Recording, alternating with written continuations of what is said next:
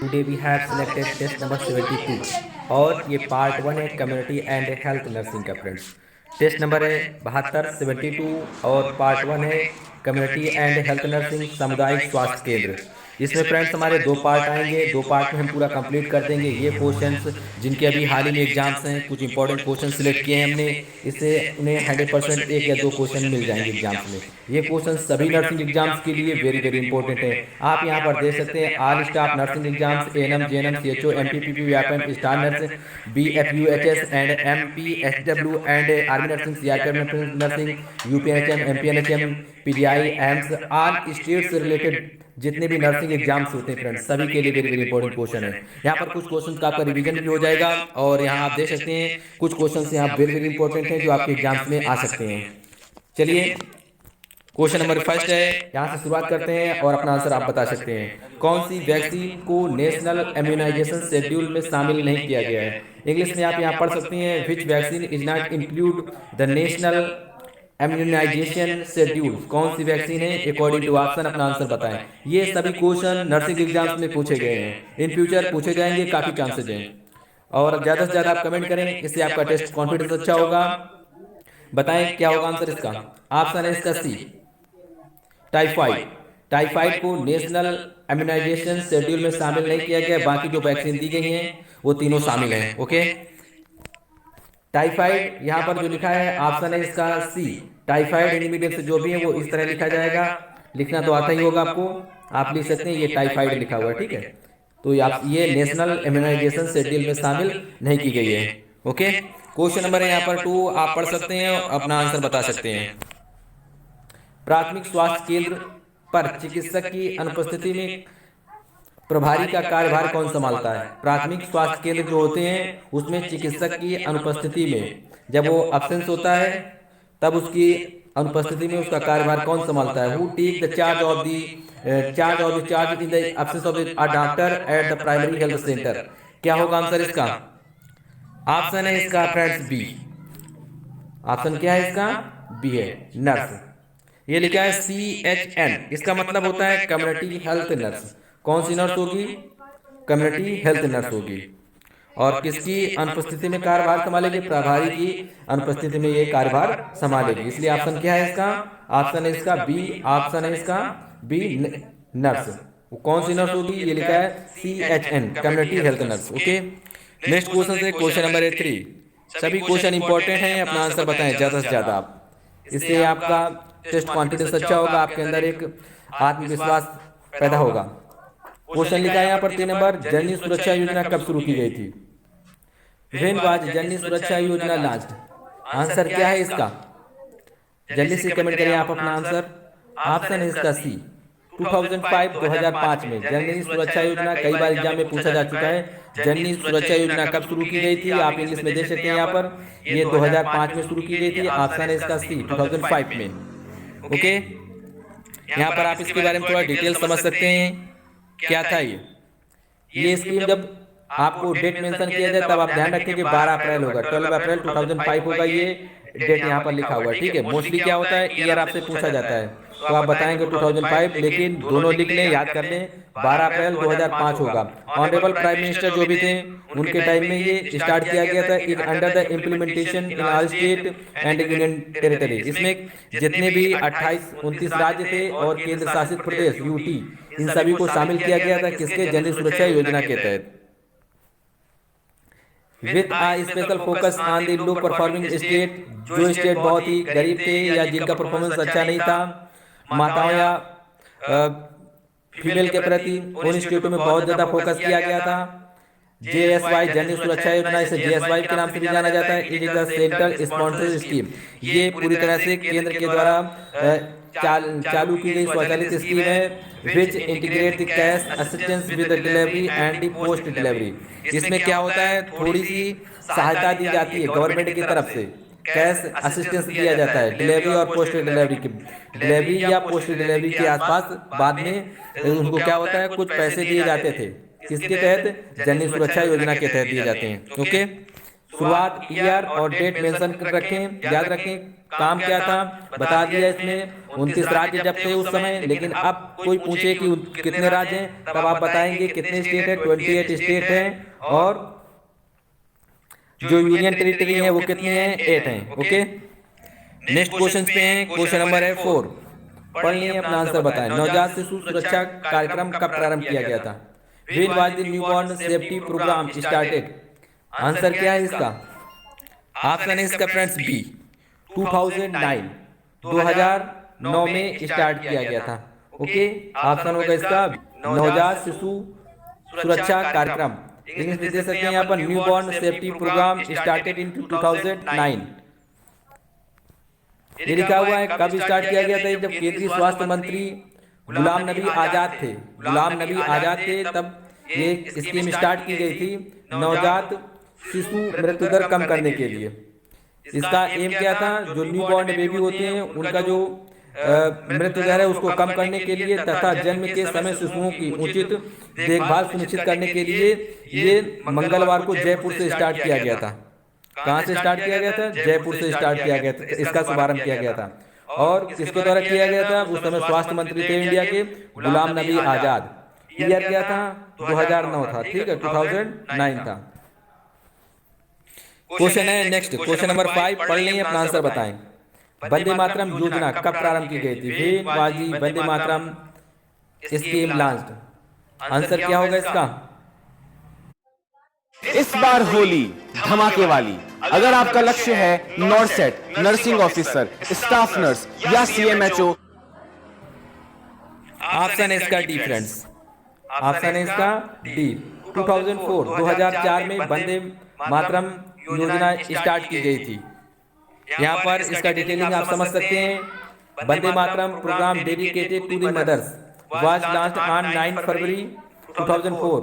अगर आपसे टाइम पूछ लिया जाए तो आप बताएंगे फरवरी 2004 में, ठीक है, लेकिन मोस्टली ईयर दिया जाता है, आप कंफर्म कर सकते हैं 9 फरवरी 2004 को स्टार्ट किया गया था, लॉन्च किया गया था।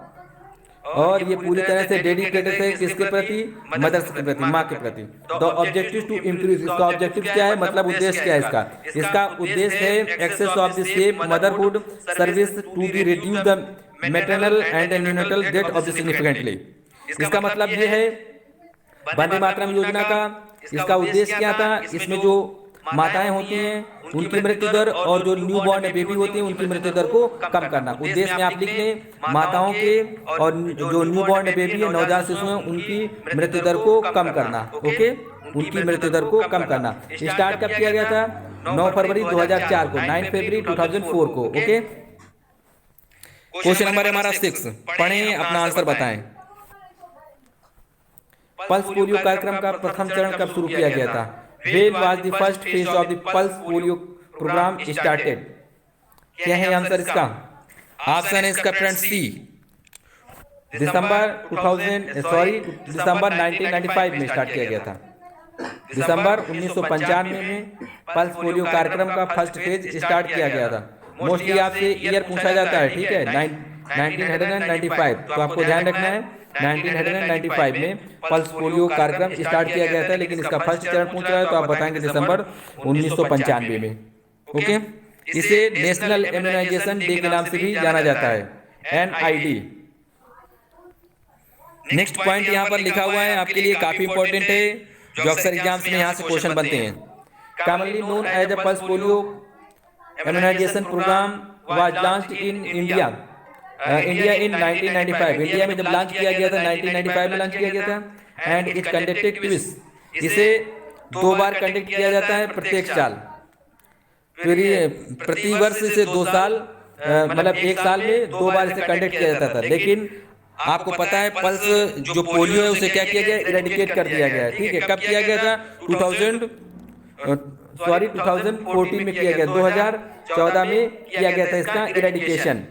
तो इसमें जो पूछी जाती थी इसमें एज कि किस एज ग्रुप के बच्चों को इसमें लिया जाता है, यहाँ से क्वेश्चन बनता है, बहुत बार बनता है और पूछा भी जाता है। तो आपको बताना है 0 से 5 वर्ष के बच्चों को इसमें इसके अंतर्गत लिया जाता है।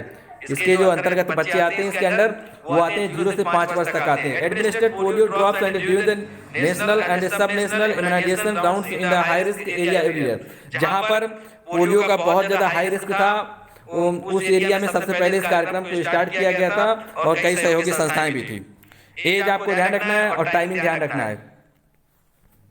क्वेश्चन नंबर है यहाँ पर 7, राष्ट्रीय स्वास्थ्य मिशन कब शुरू किया गया था? जितने भी मिशन है इंपॉर्टेंट है आपके लिए कम्युनिटी से रिलेटेड, वो हमने सारे सेलेक्ट किए हैं यहाँ पर। आपको यहाँ से एग्जाम्स में, मोस्टली एग्जाम्स में क्वेश्चन यहाँ से पूछा जाता है, आपको यहाँ से मिल सकता है, 100% मिल सकता है आपको यहाँ से क्वेश्चन एक। आप देखें क्वेश्चन नंबर 7, राष्ट्रीय स्वास्थ्य मिशन कब शुरू किया गया था? When was the national health mission launched? According to option अपना आंसर बताएं। पिछले एग्जाम से मध्य प्रदेश सीएचओ में यहाँ से क्वेश्चन भी पूछा जा चुका है और एएनएम एग्जाम में यूपी में भी पूछा जा चुका है क्वेश्चन। ऑप्शन है इसका फ्रेंड सी, 2013 में स्टार्ट किया गया था। जो राष्ट्रीय स्वास्थ्य मिशन है जिसे एनएचएम के नाम से जाना जाता है, इसे एनएचएम के नाम से जाना जाता है, 2013 में स्टार्ट किया गया था। ऑप्शन होगा इसका सी। यहाँ पर अधिक जानकारी है आपके लिए, पढ़ लें। ये लिखा राष्ट्रीय एनएचएम कहेंगे इसे, हिंदी में ये लिखा हुआ है को भारत सरकार द्वारा 2013 में राष्ट्रीय ग्रामीण ये लिखा है एनआरएचएम एंड राष्ट्रीय शहरी स्वास्थ्य मिशन एनयूएचएम के अंतर्गत लॉन्च किया गया था।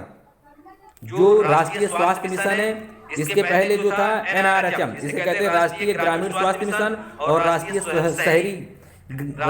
शहरी स्वास्थ्य मिशन के अंतर्गत मतलब इसके अंदर इसे स्टार्ट किया गया था, किसे? एनएचएम को, नेशनल हेल्थ मिशन को। फिर यहाँ पर लिखा है इसे बढ़ाया गया, इसे मार्च 2018 में बढ़ाया गया और मार्च 2020 तक इसे जारी रखने के लिए, मार्च 2018 में इसे बढ़ाया गया था 1 साल के लिए, मार्च 2020 तक इसे जारी रखने के लिए, ठीक है, इसे बढ़ाया गया था। जो बात ऊपर इंग्लिश में हिंदी में लिखी उसका ट्रांसलेशन ये इंग्लिश में लिखा हुआ है यहाँ पर, आप समझ सकते हैं यहाँ पर, ठीक है। ये नेशनल हेल्थ मिशन है, वाज लॉन्च किया गया था गवर्नमेंट ऑफ इंडिया की तरफ से 2013 में। किसके अंडर स्टार्ट किया गया था?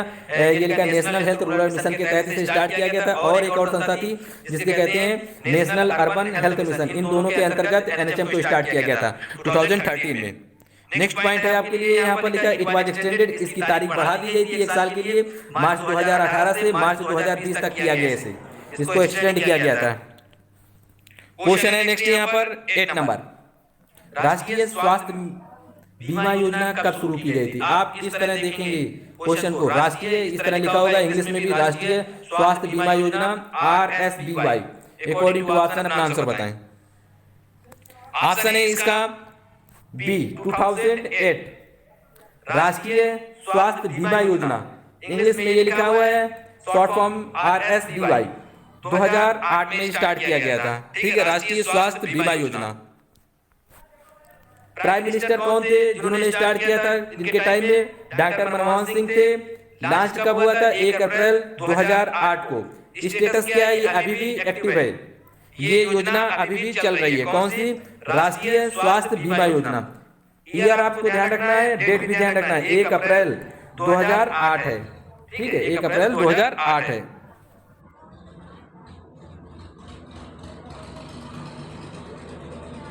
बस यहाँ रोक दो भैया। दादा कितना हुआ? 79 हो गए।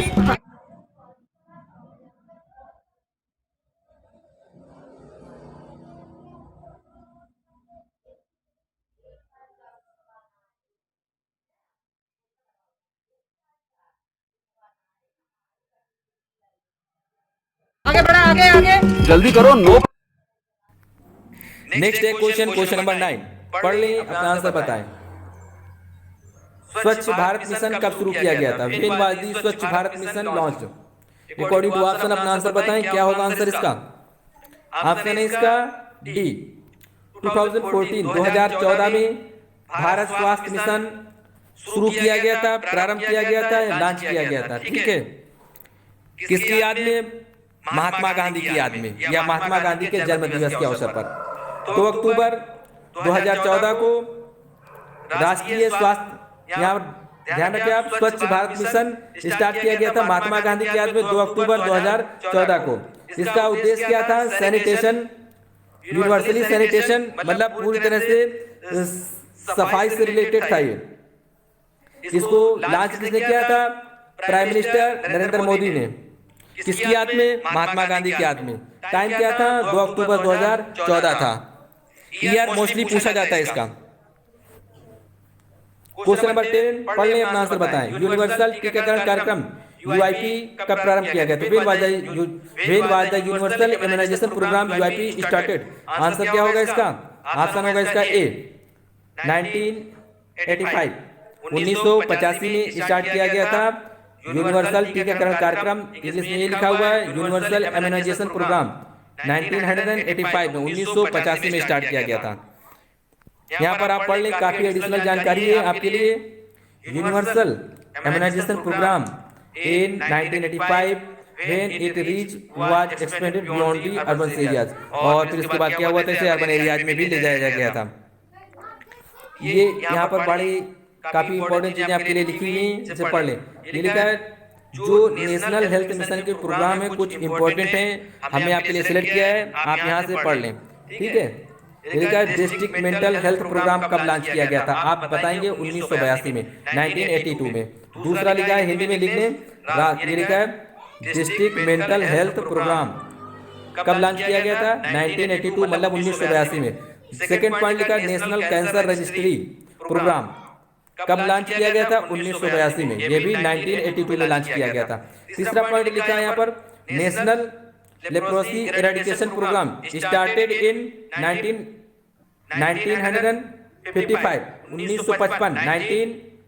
1955 में, लेकिन लॉन्चिंग ईयर था, लॉन्च कब किया गया? 1983 में। स्टार्ट किया गया था 1955 में, national leprosy eradication programme launch किया गया था 1983 में। ध्यान रखिए, ये पॉइंट सभी आपके लिए वेरी वेरी इंपॉर्टेंट हैं, यहाँ से आपके कई क्वेश्चन बन सकते हैं, ठीक है। आपको ध्यान रखना, डिस्ट्रिक्ट मेंटल हेल्थ प्रोग्राम 1982 में, नेशनल कैंसर रजिस्ट्री प्रोग्राम 1982 में, national leprosy eradication programme start किया गया था 1955 में, लॉन्च कब किया गया था? 1983 में। नेक्स्ट है आपके लिए, जिसे आप यूआईपी के नाम से जाना जाता है, यूनिवर्सल इम्यूनाइजेशन प्रोग्राम 1985 में स्टार्ट किया गया था या लॉन्च किया गया था, ओके।